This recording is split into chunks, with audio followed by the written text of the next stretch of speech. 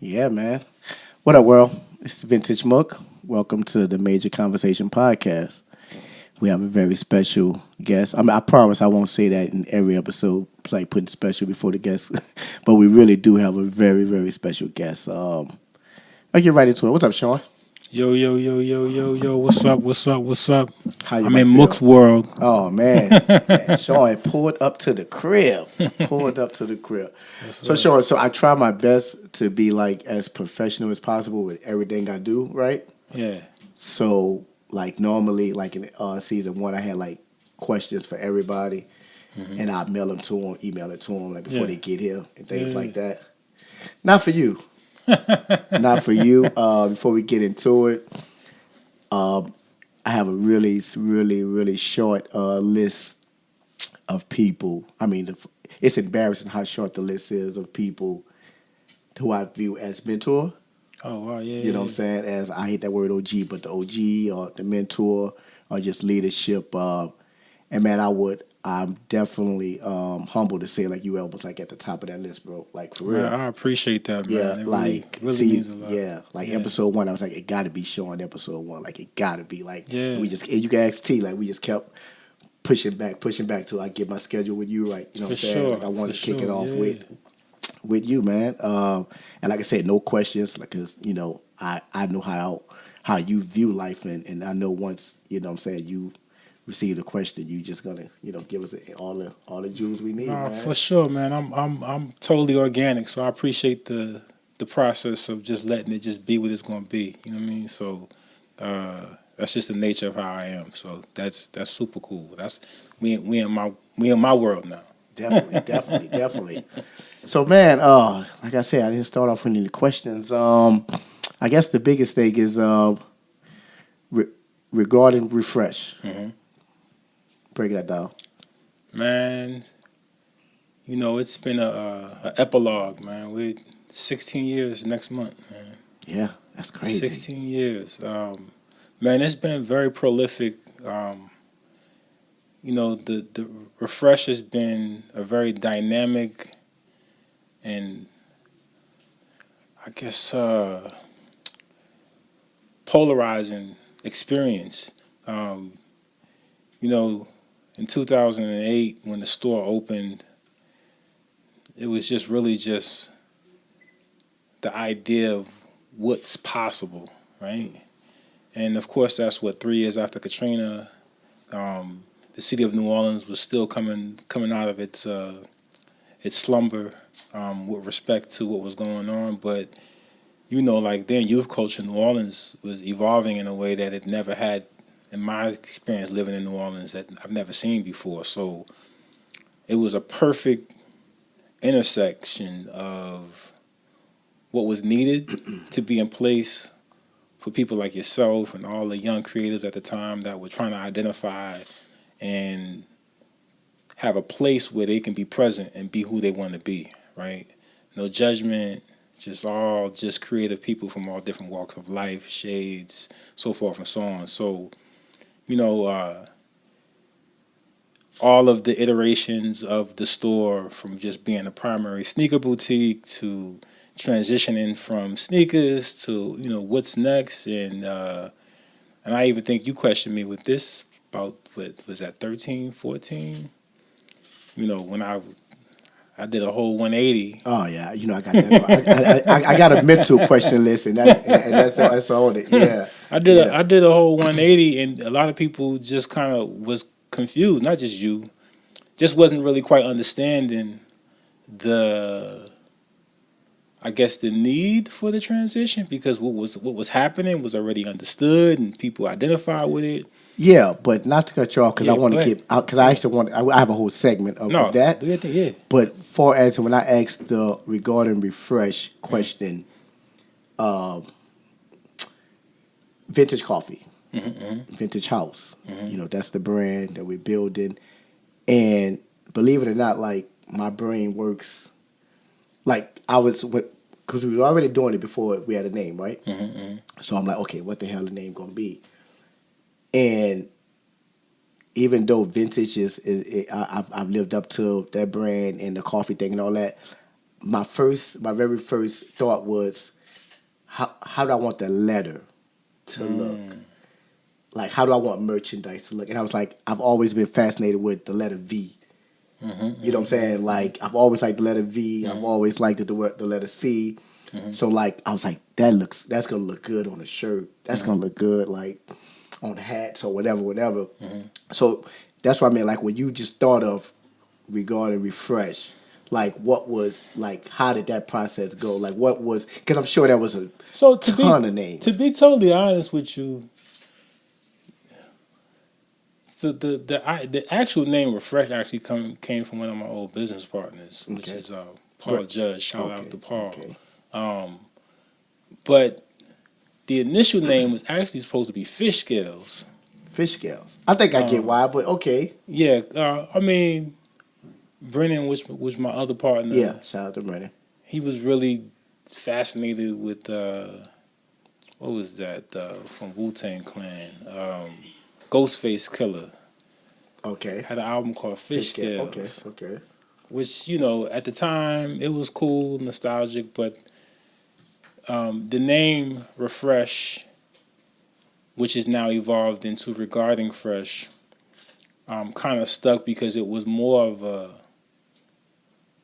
a name that had duality to it, and it had transition. So if you look at Refresh, that kind of carries more of a younger, vibrant energy, Yeah. whereas Regarding Fresh seems opulent and So you brought both words next together. level.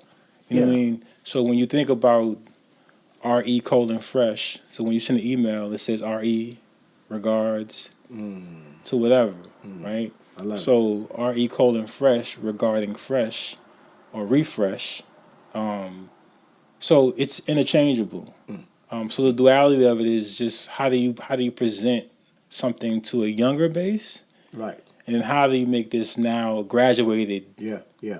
class, which Yeah. you'll be a part of that. Yeah. The Larry Morrow, yourself, so forth and so on. The people that have now gone on to Right. create, have living different lifestyles, own homes and real shit. businesses. You know what I Totally, mean? So totally, it's a totally. big. That's the regarding fresh. You know what I mean? Nice. Side of it. But I always like to try to anchor the origins of the store as best as possible, because fashion has evolved quite a bit, right? Right. So 16 years ago, every retail store, every boutique had to have either, it was the cliches, the Nikes, the Adidas, the whatever, the Puma, like that was all kind of like prerequisites for having a boutique. But that's evolved. I'm 47, Right. and I grew up poor kid. My mom couldn't afford to buy me any of the stuff Yeah. that I sell now. Right.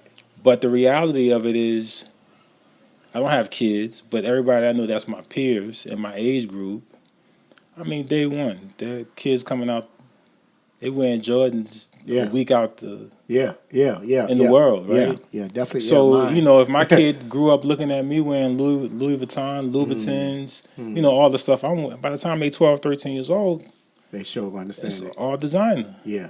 Like the Nikes, Man, I ain't never look at that like that. the Nikes and all that become, Yeah. I did that. Yeah. You know what I mean? Yeah. So, it's just a continuation of understanding how you keep that youth base and also pushing them as well, right? Mm-hmm. So it's always about pushing. Day one was about pushing the market. It was about pushing people's perspective, about pushing the idea of what's possible with a person of color, people of color, doing things that hadn't necessarily been seen in that particular generation.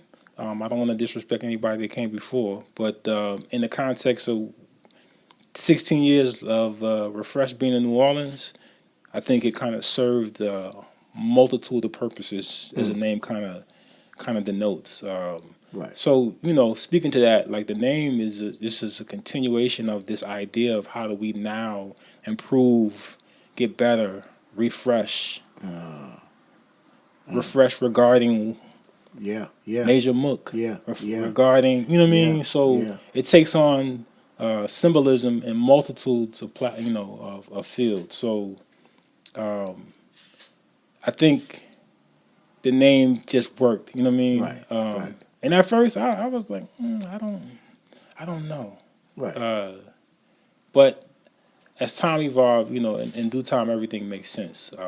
Definitely, So it definitely. worked. It Yeah, works. and we can go back to how you came out the gate talking about it because I was definitely one of those people that when I started transition, and for those that's listening that may not understand what he meant by transition, is that when you first opened up the boutique, it was pretty much like the number one.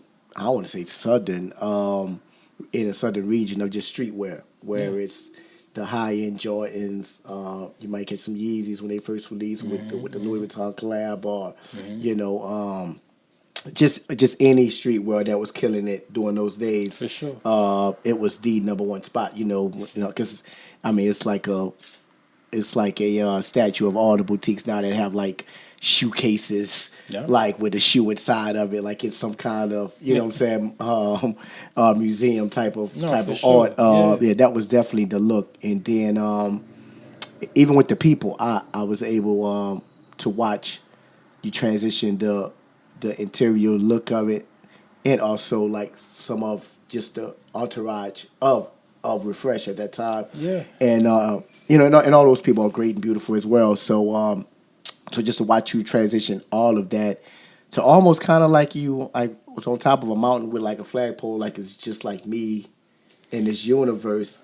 And then once I saw what you brought into the universe, I was like, I don't know if everybody can join that universe. Yeah. And I was saying it from a point of I like Homie a lot. I don't want to see him Mm-hmm. like fuck this up or Yeah. be Yeah. taking an L. Like, how is he gonna pull this off? Yeah. And I've said that to you before and everything. How did that night go? Like that night when it was like, this is the reset button. Tomorrow is the day one in the shop. I have Well, shit here that costs a did, lot or this and that, and like they're gonna come. I'm gonna build it. They're gonna come. How did that night go? well, I think it's a lot that happened. I'm gonna say this was a benchmark. We did.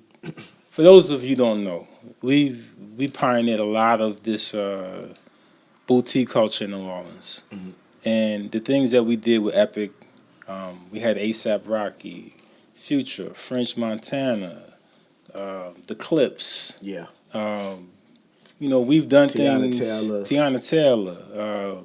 These are all people that come to the store. It was all love, relationships, and I think when we did the Pharrell in store, I think that was about 2012 ish, give or take 11, 12 ish. Um, were you there for that? Yes, yes, yes. So that moment was very polarizing because before Katrina and before New Orleans transitioned from post Katrina, there was like this air of people would say stuff that would happen and never really happened in New Orleans. So there was a lot of people that was very they questioned more than they believed, which is understood. I was And definitely. even I though was we did definitely all of nervous. these different things with ASAP and all these different people, people physically can see these people coming in the store. Um, when we said Pharrell was coming, it was like, Pharrell really coming? I was like, yeah, Yeah, it's yeah, it's really happening. yeah. And even up until the point to where Pharrell walked out the back of the store into the space, it was like a moment where everybody froze, Yeah.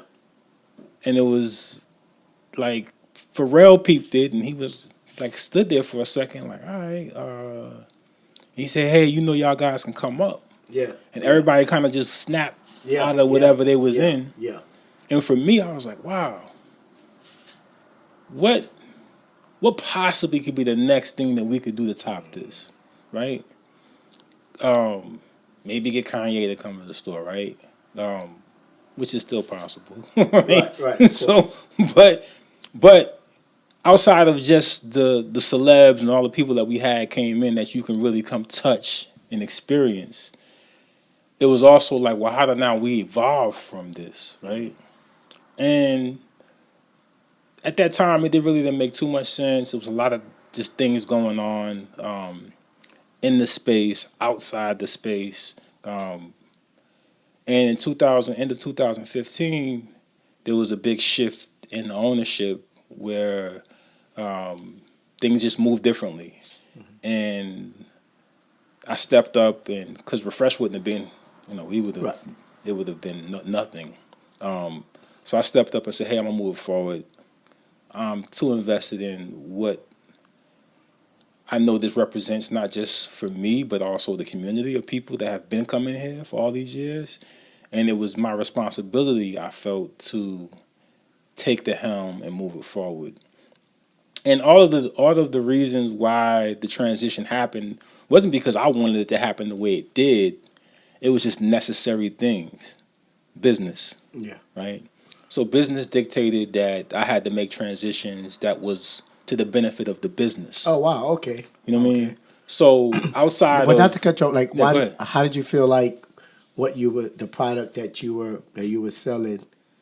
I don't use the word bad for business, but wasn't the right business. As far as like the actual like the brands Yeah, and the makeup. products. Yeah, the brands. So you got to understand, right? There is no easy path for being the first, Mm. right? Story of my life. There's nothing that will prepare you other than your sense of understanding, right? And for me, if I'm a change fully, right? And the change was necessary on multiples of levels.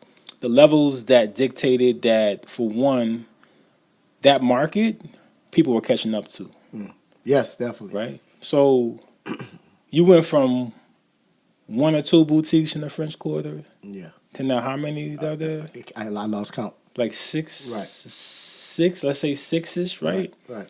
So now you see people that are selling bootleg versions of what Yeah. you had, Yeah. right? Yeah. Then you have this proliferation of the bootleg sneaker culture, right?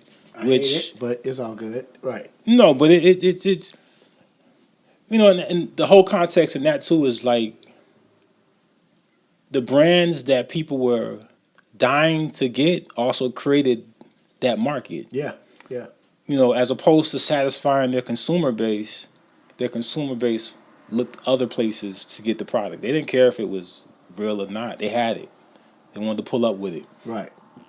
So all of these things were the precursors of something that was going to change already, Right. right? And me being conscious and aware of all of these different transitional things, right? So the interesting thing about my transition from the footwear, like the marquee sneaker brands, a lot of people don't realize. I think in 2016 or 17, somewhere in that time frame, Nike closed 40,000 accounts. Mm. Right? I didn't know that. They closed 40,000 accounts. Now, why would a company that had 40,000 doors that they could sell product to do that? Because They they're wanted more seeing exclusivity. the market shift, Mm. right?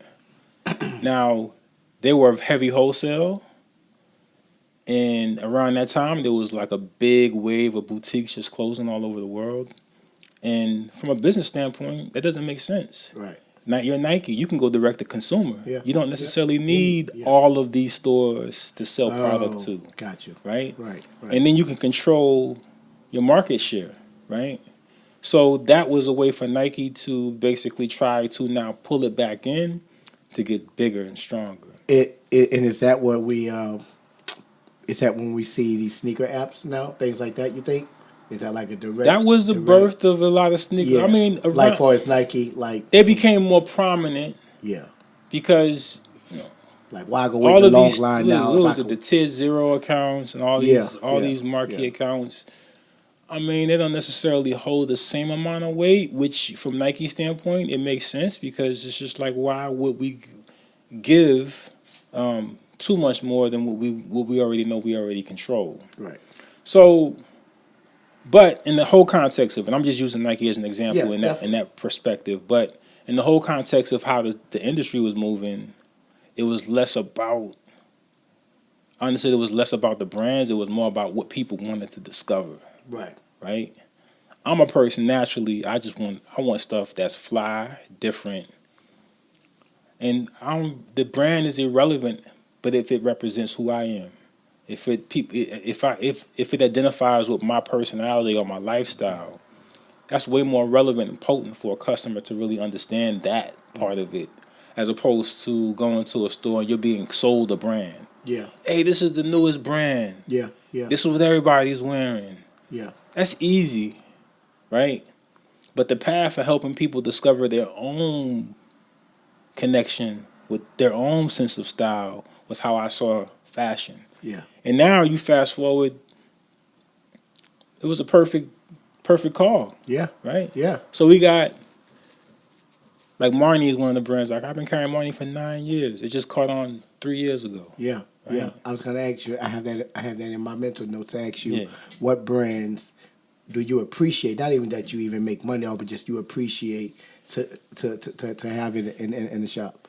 So the thing about that is, it's going back to what I just said a few minutes ago. Like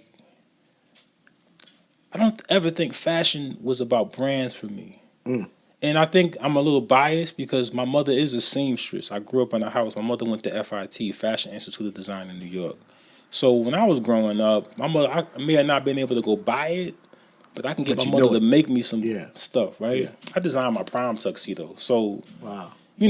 all these things in the context of understanding fabrics and construction of garments and just the whole context of creating a piece, I understand, right? Mm-hmm. So understanding that affords me to challenge what people are drawn to, which is the designer name. Right. So it's less about the designer, it's more about the discovery, right? I'm always challenging myself to be a better iteration or version of myself.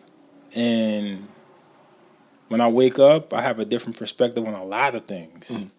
So, in my 47 years of living, brands have come and gone. You know what I mean? Yeah, I got that on my list too. To It's talk about. it's it's uh it's just one of those things to where for me it goes beyond the context of brand specific, because Refresh is a brand, Right. right? Right. And I tell people I'm a curator. This is a presentation space. I'm presenting pieces to help people identify with their own sense of connectivity with fashion. Even people that may not have a sense of fashion, but they know what they like when they see it. Yeah. Yeah. Right? So the same way the store would embody embracing everybody from all walks of life and understanding and perspective, even people that may not appreciate clothes can come in the store and be like, man, I really like this. I don't really buy anything, but wow, this is one piece I really feel like I want to have. Yeah. Yeah. Your space has a lot of those, even for Yeah. myself. Like, Yeah. yeah, your space have a lot of like, I don't know what that is. I don't, but that is really nice. That's a really Yeah. nice joint right there. So I totally get that. Sticking with that, I believe we spoke on this before about just like the inner city kids, getting their IP pretty much taken for free. You want to explain some of that, like on how that goes worldwide with the companies, the fashion brands, the fashion houses, far as in like, I mean, wow. I mean, I saw something very interesting. And this is a note for every person of color. And it's always this context of why we like the brands that we like, whether it's a Fendi, a Louis Vuitton, so forth and so on. And I just watched this clip maybe about a month ago, and it showed all of the LV flowers and all that comes from an African tribe. oh Right. wow, The Fendi logo, African tribe. So it's kind of interesting how we're drawn to that's my things. sound bite right there. That's my promo clip right there. Yeah, it's That's kind of crazy. interesting how we're drawn to things. We're already, from a DNA perspective or spiritual perspective, we already connecting with these symbols because they're familiar to us. So understanding that, helps you now to empower yourself with way more perspective Yeah, on what it yeah, is that you yeah, really are buying into. yeah, You are buying into your own culture. yeah, You are buying into it. It's just been repurposed yeah. and Of course. repackaged Yeah, and represented. So that's very interesting. That's a profound people. Everybody do your research on it. yeah. No, no, no. That's nuts. And I'll make sure that I'll send Mook and he'll tag this in Oh, with the definitely. whole thing. But when you really think about that in a nutshell, just using those two examples, Fendi and LV, those symbols that connect with us on a level that we didn't even, we most of us don't even really understand. So, but you take that same context and you put it into identifying what we may have worn, whether it's rich silks, Yeah, right? yeah, Nice cashmeres. Like yeah, these are things that we're not removed from because we understand it at a level that we're not connecting with in the present moment. yeah. That Pimp C line makes a whole lot more sense now about the gold, huh? Yeah. How about don't hate us for wearing gold, our ancestors was wearing this, and but yeah. Yes. So it Yes. makes it full circle of what you're saying with the LV. Gold is a what is 100% conductive energy. So if we think about the context of the pharaohs and all these people that understood gold, they understood it from the point of resonance, Mm-hmm.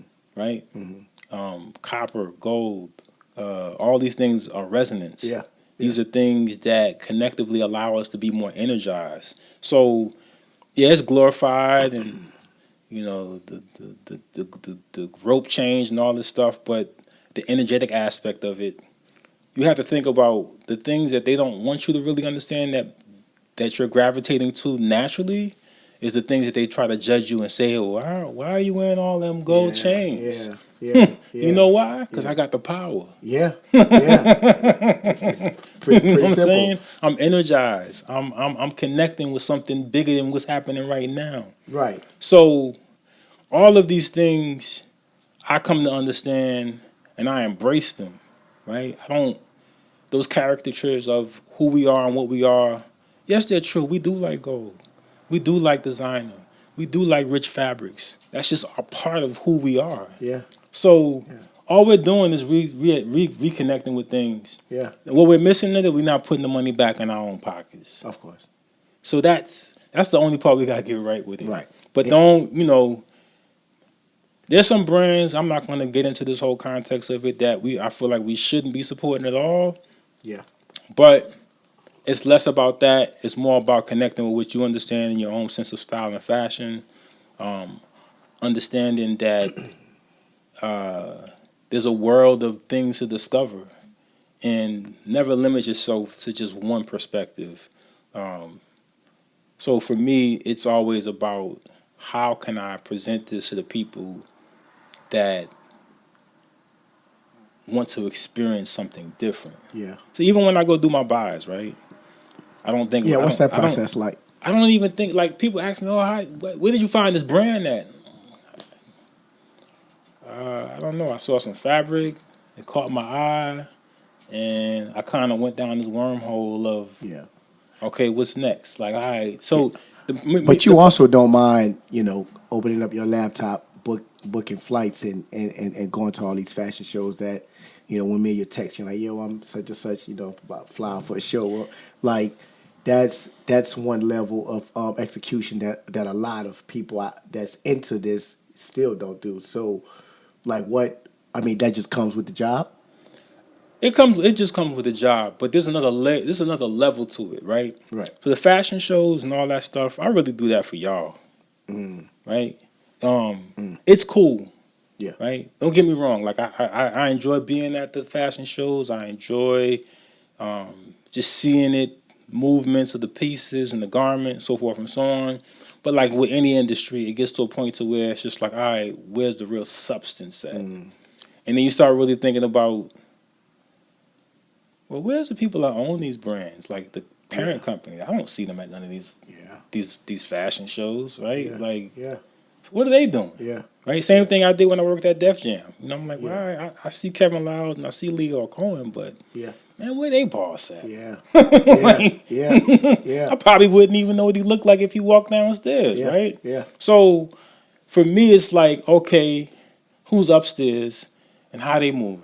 Right. And not necessarily that I care how they moving, but I understand that there's another level of it.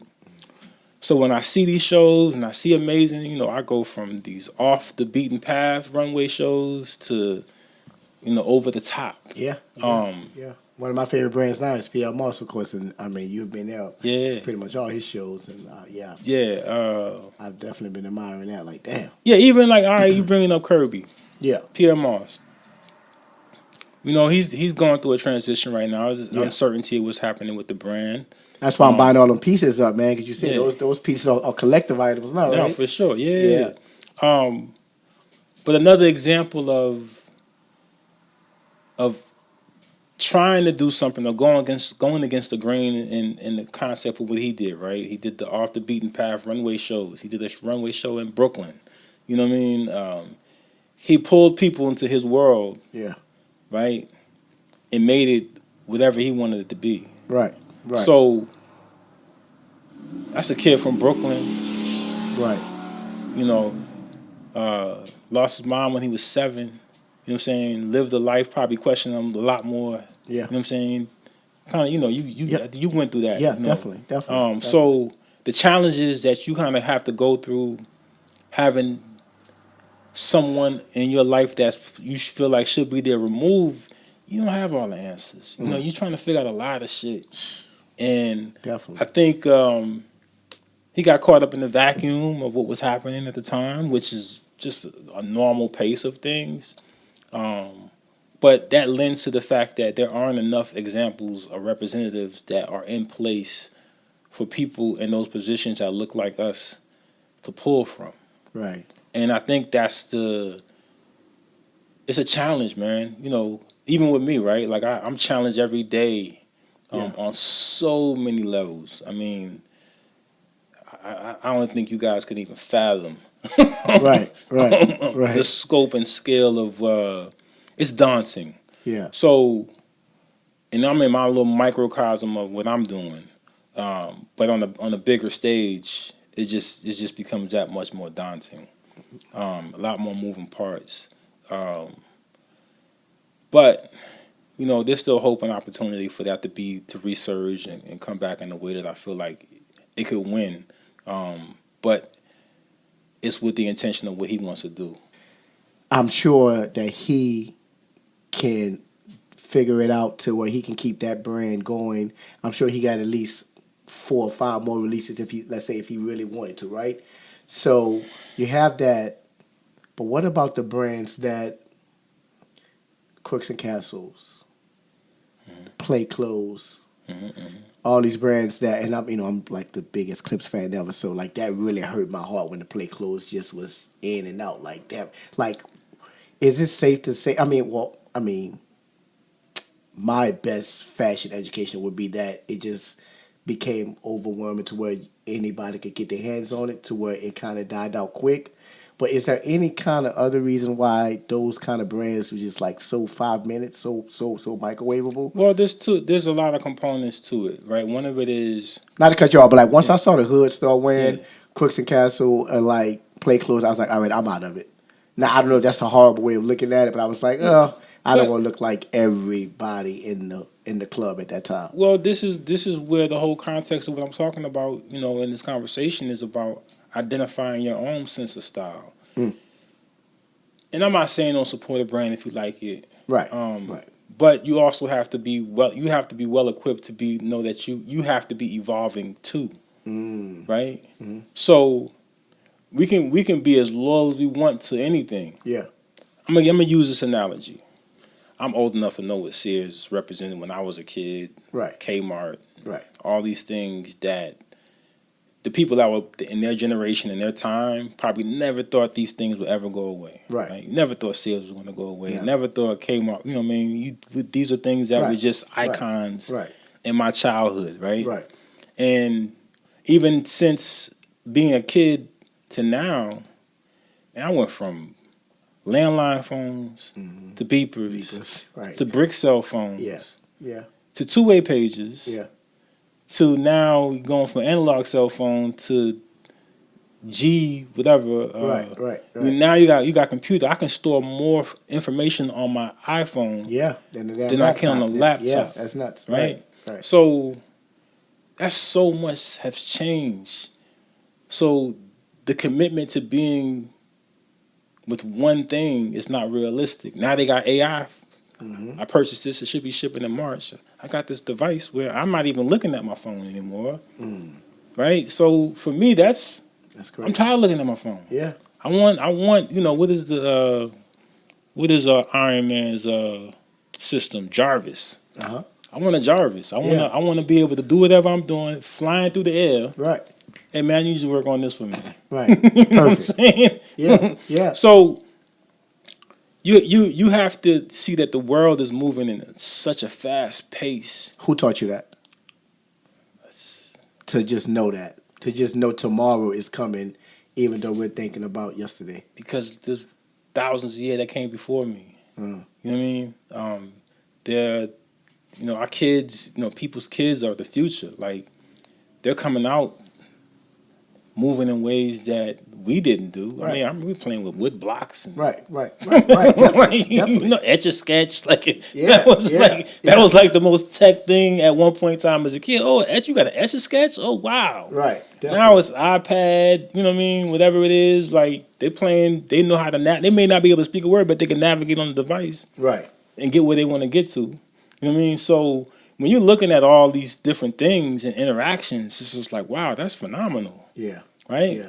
So you have to think about the advancement of civilization, culture, people, generations. Mm-hmm. Generations are always going to do things. The next generation is always going to do things that challenges the last generation. Right. And in myself, I'm doing the same thing. Mm-hmm. I'm challenging myself from the day before to understand something more different and more dynamic. Gotcha. So I think for me to answer that question specifically is, I grew up. I'm from Brooklyn originally, but I spent most of my childhood in the South. Right. So I had kind of this hybrid perspective in the world. Grew up away from both sides of my family. So me understanding and looking at the world was more so about, hey, I got to survive here. Right. So I had to pay attention to the landscape, body language, people's intentions, all the things that were necessary for me to get home safe every day and not have my mom be mad at me because they call us as a young kid, latchkey kid. I was coming home by myself at 5. Yeah, that's crazy. Now, right now, that probably would be considered child abuse. Yeah. Right. But for me, it was just that's life. Nuts. Yeah, you know what I mean? So those experiences and those interactions and those things as a kid afforded me to. I couldn't go by my cousin's house or I couldn't pull up on my dad or whatever. It was just me and my mom. Right. And if something went wrong, I had to figure it out. So adapting to a world where I had to survive no matter what afforded me to be able to look at the world and question it more than just accept it. Right. So I question more things than I accept. I'm so glad you broke it down like that by using childhood examples and things like that, because even with this this podcast that I'm doing, it's so easy to just like get the cool people, this and that, and just do like such a generic interview and ask about things. So I've always, within the last 2 weeks, I'm like, how do I ask these certain questions? Of course, you got to be the guinea pig of the first interview. You know what I'm saying? But I really want to tap into a certain part of the interview where even yourself would be like, oh, wow, like I want you to be like heading home like, damn, I wasn't expecting that. Mm-hmm. So, and for you, just hearing you out and by having a personal relationship with you, I'm learning, and I picked this up even before the interview, like when I stop at the shop and we run it, I leave, and I'm like, man, Sean's definitely like, he's not changing, but he's definitely being more transparent with me. Seemed like every visit. So like today, like I never like you never really just say your age, like hardly Mm-hmm. ever. Mm-hmm. Like just in this interview, you said I'm 47. You said it like 6 times. Mm-hmm. We talked about just other things, kids, things like that.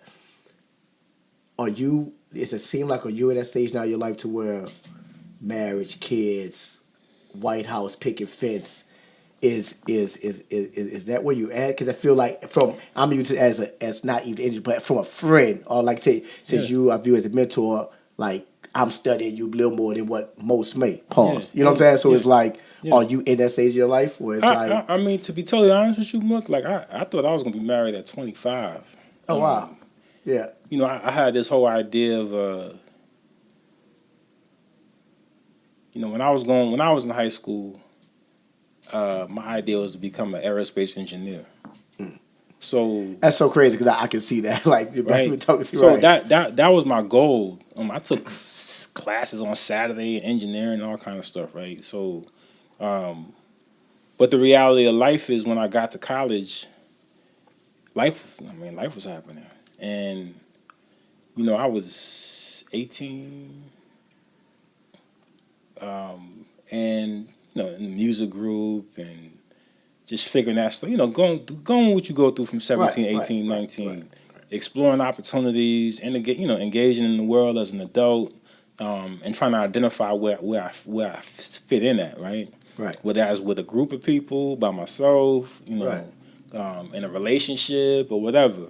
And through the ebb and flows of life, you know, I always found myself in a position to where what I thought I wanted Mm. and was ready for, the universe didn't position me in that place, but it put me, let's say, for instance, in my first love, right? Mm-hmm. Knew we was gonna get married, da da da. Well, we was 19, Yeah, yeah, and life happened, yeah. Of course, God, yeah. heartbreaks, Like I said, right? God laugh at you when you make And the thing plans. is like at that time, there was so much transition happening for me, but there was so many things happening so crazy, but then there was so many other doors opening. And at that time, uh, got a bad breakup, probably my worst breakup ever in life. Right. And I got a call from Def Jam. Man, we need you to come to New York. Mm. I only been working with them for 6 months. Right. So I was like, fuck, this is Yeah. I've been there before. Right. interesting, Yeah. right? Right. But what would you go through? What would you go through? You gonna mope? You gonna Yeah. Yeah. But I was afforded the opportunity to go travel and tour. So my transition and also acceptance, because I could have said, nah, man, I'm not ready for that. But Man, I that's crazy. Let understood me add enough to that about, one thing. Man, my mom yeah, had when my mom had passed away, yeah, I was trying to figure it out because I was pretty much here by myself. I felt like no one can help, whatever. And that's when Paramount Pictures called like a week later. I was on a flight to LA like 2 weeks later. yeah, yeah, That's so crazy you say that, like, yeah, do the breakup, like, do the worst times you ever go through, yeah. like, opportunities hit your line like that. That's nuts. But And continue. Yeah. and don't get it wrong, bro. Like you're challenging yourself because you're like, all right, I'm gonna leave what I know, Yeah. right, Yeah. and go do this. Yeah. It was nothing certain about it, you know Yeah. what I mean? Yeah. But um, the ability to be able to be a kid and now be in different environments, not being with my family, it helped me open up in a way that I'm like, all right, this is where I'm supposed to be going. Right. So I trusted it. Right. I questioned a lot of it, Right. as I said earlier, but I trusted it enough to be like, all right, this door open for something. Yeah. Yeah. And, you know, 19, 20, going on touring with, gosh, I've been on tour with. Yeah. But my first tour was the Cash Money Rough Riders tour. One of the best tours ever. Right, that was my Still to first. I this did a day. little. I did a little some other things prior to that, but that was like the first like Yeah. major tour. Yeah. And it was kind of symbolic because, of course, Cash Money from New Orleans. Right. But I was with Yeah. Def Jam Yeah. and Rough Riders Yeah. at the time, and just being in those spaces, man. I've met Prince, Michael Jackson, like Yeah. Yeah. I've met, you know Yeah. what I mean. Yeah. I've touched and I've seen a lot of people on a lot of different stages and in different lights. So I think all of those things culminate to my perspective now. But to answer your question, um, as far as where I'm at, I always wanted to kind of have that Mm-hmm. because I didn't grow up with those Yeah. things. So I always wanted to have a unit or a family, a dynamic that afforded me to be grounded. Yeah. Because I've always been this Yeah. independent, Yeah. figure it out, which Yeah. is fine. But I always wanted to have that anchor. You know what I mean? So I think as I've gotten older, um, I think I'm opening up more with myself. So which your observation is probably right dead on. Um, but the same way I give information and knowledge, right? Mm-hmm. Or I give perspective. Um, it's also important for me to embrace me. Yeah. Yeah, Yeah. I'm 47 years old. I've Yeah. accomplished a Yeah. lot in my time. Yeah. You know what I mean? Yeah. Yeah. That's I've my journey right now I've too. I'm challenged. there. I've been challenged in so many ways. So yes, I'm proud of Yeah. saying that. You know Yeah. what I mean? Um, and there's a lot more things I want to do and accomplish. So I'm standing in the space where I'm looking at my past, present, and I want to just crush my future in a way that it's just so profound it dwarfs Nice. everything else. Um, One thing. Let me know if we need to take a commercial break on this question. It's a 2 point question. I think I'm gonna ask this question on every episode. Maybe one thing that to this day you flourish in life on, that you picked up from mom and pops or whoever your guardian was growing up, that to this day that jewel they dropped on you, like it always gets you over the top of anything that you possess, that you picked up from those house, from those 5 years old, unlatching the door and all that, like to this day. See, that's interesting. And that's the easy part of the question. It's a 2 point question. So the interesting part about that is, when I left Brooklyn, I was 5, right? So it was me and my mother, and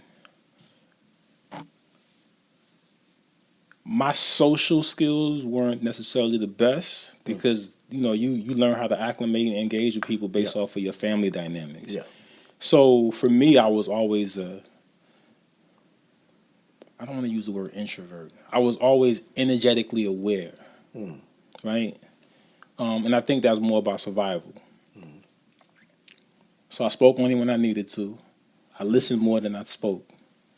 And I can't remember at what age I was at, man. Maybe about 7, when I was really kind of coming into more of a conscious, because it was me and my mom. So I Yeah. thought I was a man at the Yeah, house. of course. I'm like, man, what kind of man I want to be? And I don't know what 7-year-old thinks about this, but there was no real great representation of a man in my life. Yeah. Yeah. But there was a lot of examples. Yeah. So I took different components from a lot of different people. Yeah. And I'm talking about the weirdest, Yeah. like they may have been crazy and deranged, but they had the one thing that I'm like, you know what, man, that, But that's great for you to be you ready to take that one thing right? So I and leave the rest. so I adopted and observed in a way that, yes, I'm gonna take that piece and put it in my box, right? I'm gonna take this piece and put it in my box. And it may have not been one thing they said, it may have just been an action. Yeah. You know what I Yeah. mean? Yeah. That kind of helped mold that. So So how does it help you today? I understood how to survive in an environment where nobody was Gotcha. could tell me how to, Gotcha. right? Gotcha. It's kind of eerie to think about it, man, because I spent so much time with myself, by myself as a child, and I could have gotten into the craziest Yeah, things, but yeah. by the faith of whatever it is, my higher self or whatever, I made decisions based off of what I felt instinctively was the right thing. Mm. So I don't know if that's just old spirit or whatever, you know what Yeah, I mean? yeah. So there's no one thing. I mean, and I came up with hip hop is what 50 years. Mm-hmm. I'm 47. Yeah. So I was 3 years old, Yeah. Yeah. and everything I could kind of like pull from outside of the people that I saw was in music, Yeah. right? So, um, in just different phases of that. Like I remember when I was like 9, when I lived in Tampa, there was a community radio channel like out here is what's a Tulane station, but you had Mm-hmm. like just different iterations of what was going on. They had this one hip hop show. It played from 2 a.m. to like 4 or 5. Yeah, I had a Right? college gig like that myself at Nickel State. Yeah. I was a radio guy. So I wouldn't stand up that late. So I Right. would stay up long enough to plus record on Oh, you know, the tape joint? my cassette player Yeah. recorder. And when I woke up, I was like, oh yeah. Nah, that's And tight. that's when I That's had the tight. Walkman. So Yeah. it was that sense of discovery. Yeah. All right, what he said, like I'm hinging, Right. Right. listening to verbiage, understanding language, understanding, in my generation, um, being fed knowledge. Right. So hip hop culture, in essence, molded a generation of thinkers, Mm-hmm. um, of doers, against the context of what was happening, before those 50 years. Mm-hmm. So when you think about that, in context,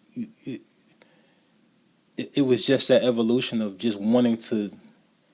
I'm at that prime age where, 3, 4, 5. That's different, right? I've never heard. Like in Yeah. my short lifespan, that was something that just resonated at the time. And is it safe to say that the isolation as a kid or this and that, it kind of helped the decision, even with the transition with, the partners leaving, so forth, so be it. Hey, I can do it on my own. Yeah, man. I'm. It scares me sometimes how independent I am. Yeah. Yeah. Right. Yeah. And I'm not saying it scares me like I'm No, I feel afraid, you. but I want to be grounded. I want a Yeah. community. I want the things that Yeah. orientate scaling, right? Yeah. Yeah. But I also understand I move totally different. Yeah.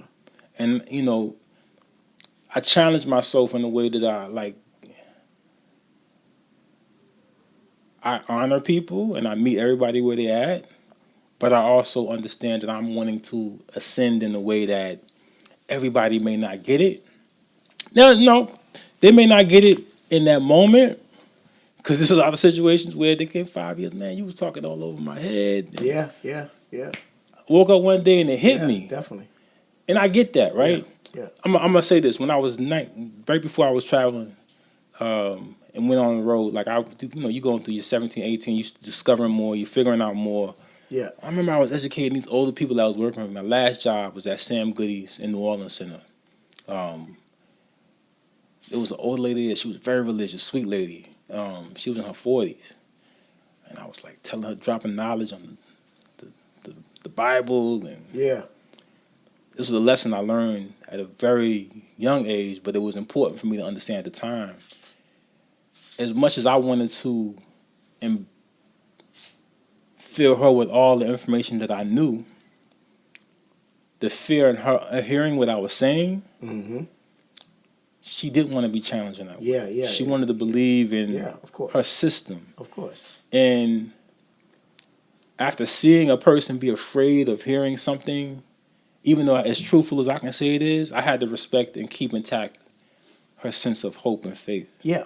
And I mean, to that, I mean, like I said, certain quotes we grew up on, hearing so much that it don't really become anything. But like when they say, like, you don't talk politics, religion, like that's a real thing. Mm-hmm. You know what I'm saying? Like that's a real thing. Like, because you don't know your point of view of the lens of that situation can totally mind freak somebody, the person you're speaking with.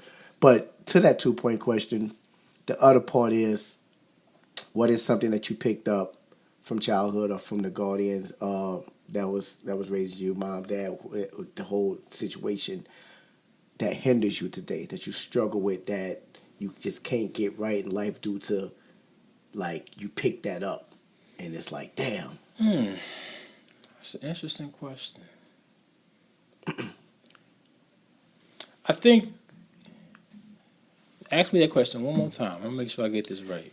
Name one thing that you inherited from those that raised you growing up, that to this day it kind of hinders you in life, that you kind of still struggle with, that that you just like wish you can unlearn, and all you may be in the process of unlearning, or you may have already done it, but you remember that question. You remember, man, I struggled with this for so long, so I was able to fix it due to whether it was watching mom, or they're watching pops, or watching my aunt come over, or my sister, or something that just man, that just it just for example, mine was actually love, like trying to be faithful with and things like that, because I was watching my pops come through whenever he came through, and that be what it be. You know what I'm saying? So it was like that was all having like just OGs and my brothers and them. Like I'm literally like I have four older brothers, and I'm the youngest, and I'm the only one that's been married.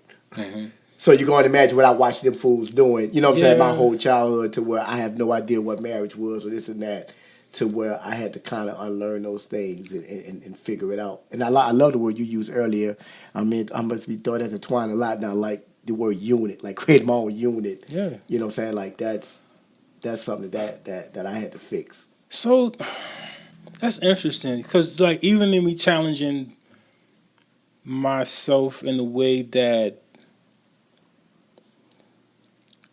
I can give myself thousands of reasons why I shouldn't be where I'm at doing what I'm doing, right?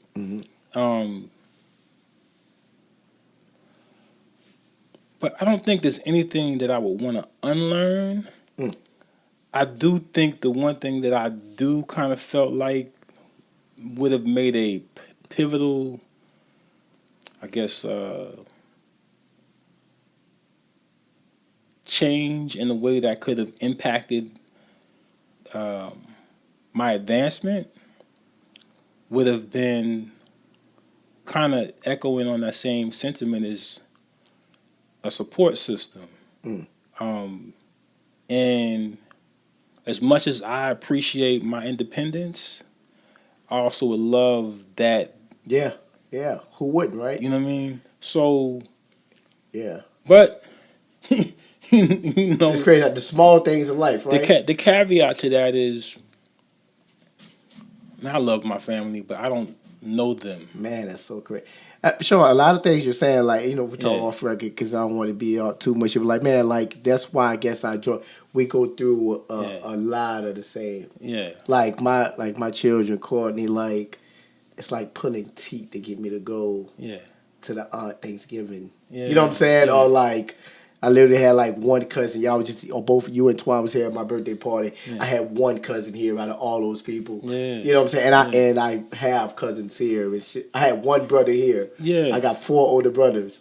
Yeah, see, like we kind of like mirroring the same thing, and the challenge with that is it's not that I never wanted that, but experiencing life without it, I've also enriched myself with the perspective that I don't have to participate in that. Yeah. So like my father passed not too long ago. Yeah. So and my condolences once again. Thank you. I appreciate that.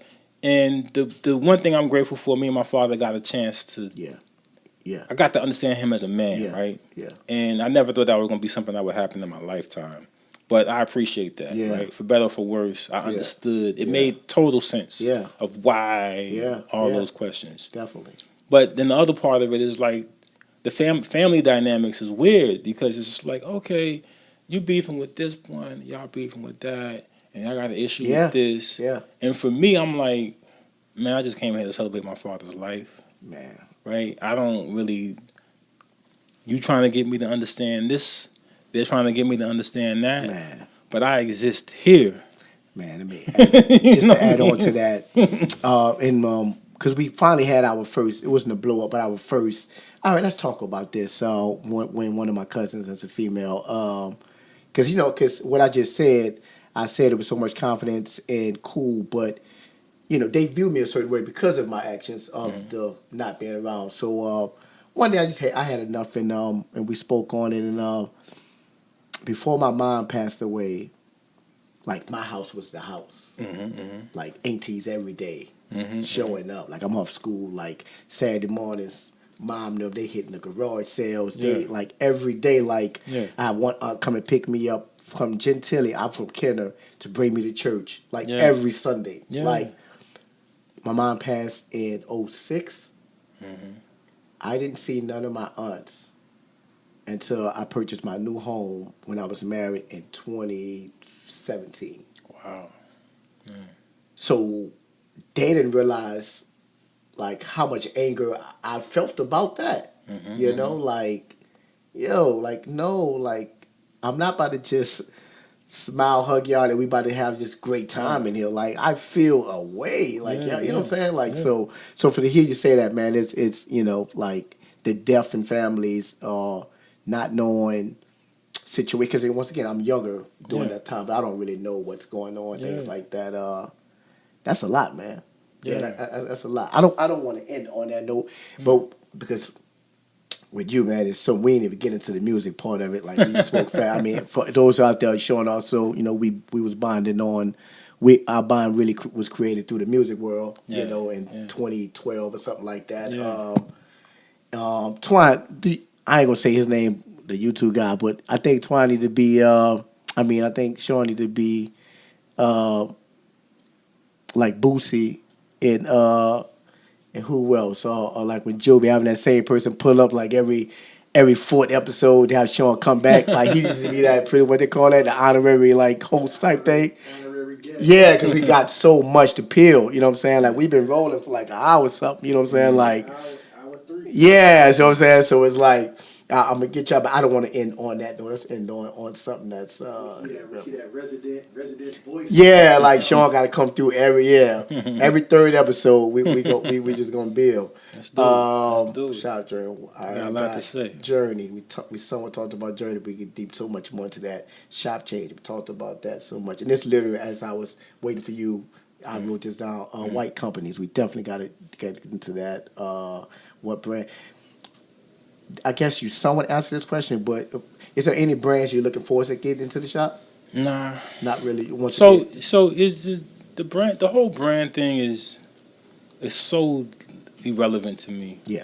And I'm not saying that you know I appreciate what brands do and people, you know, like there are some aspects of brands that I do appreciate, but I don't really get caught up. I mean, like if you ask me what my favorite color is, I don't have one because I don't believe in the context of being in one space and one time and thinking one thing. Right. So my favorite color is every color. Right. Because you could do it because you could do something with every color. You know what I mean? So it's just one of those things to where I'm committed to evolving and continuing to challenge myself in a way that I'm seeking better. I'm seeking greatness. I'm seeking something that continues to help me raise my vibrational connectivity. And I think it kind of exists in the conversations I have with people. It's just like I'm not talking about the same thing every time. You know what I mean? Yeah. I'm trying to educate myself Yeah. on every level. Like right now, I'm teaching myself how to code. I trust me, I had that. The code situation. I didn't know if that was a public like. No. I'm a student of life. That let you know, bro, I really take away our conversation. I remember you was telling me about you. Yeah, like coding. you know, and I don't spend as much time on it as I want to, but I know enough. Yeah. You know what I mean? Yeah. And so brands. Did the website thing ever work out? I know at one point you wanted to do your own site. You was trying to do some coding. Did it. Yeah, I did it. Yeah. I mean, it's up. I've actually did 5 websites at this point in time. Oh wow. So you know, it's a continuation, man. I'm not afraid to do anything, and that's the one thing about me too, right? There's nothing that I would ask anybody to do, whether they work for me or as a friend or whatever, I wouldn't do myself. Oh, a story of my life. And I think in the context of that is like, and this is a message to everybody. Don't ask anybody to do anything you're not willing to do yourself. Yeah.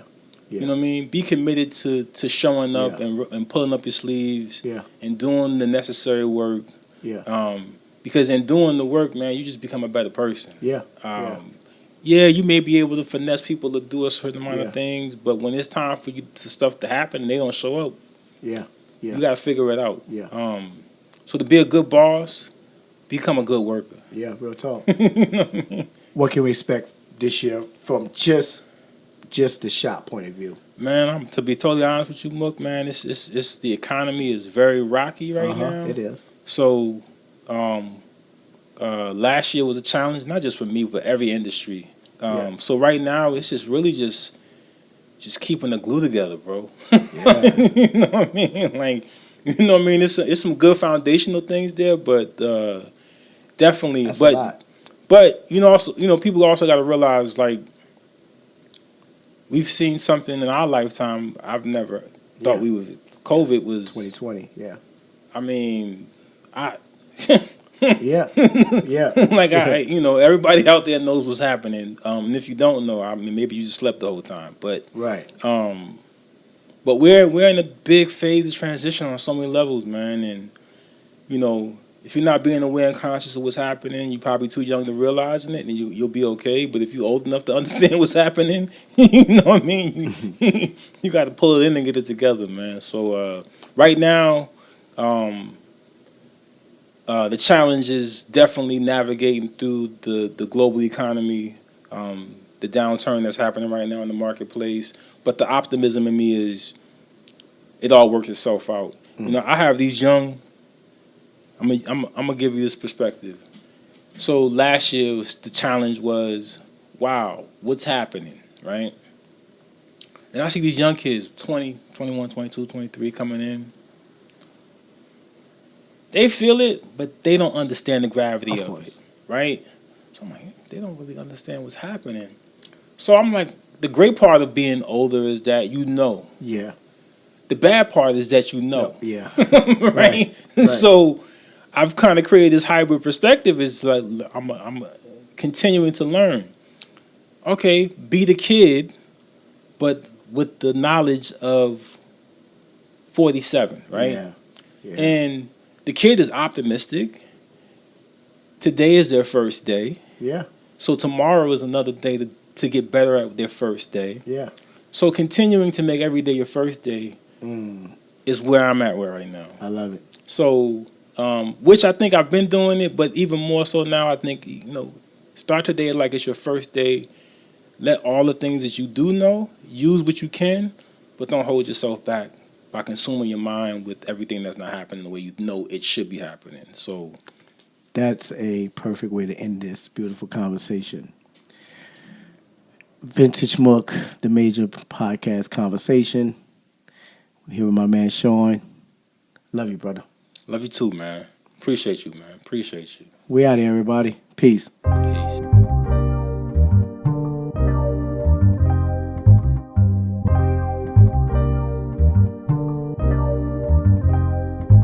Is it feeling too far that you're gonna see it?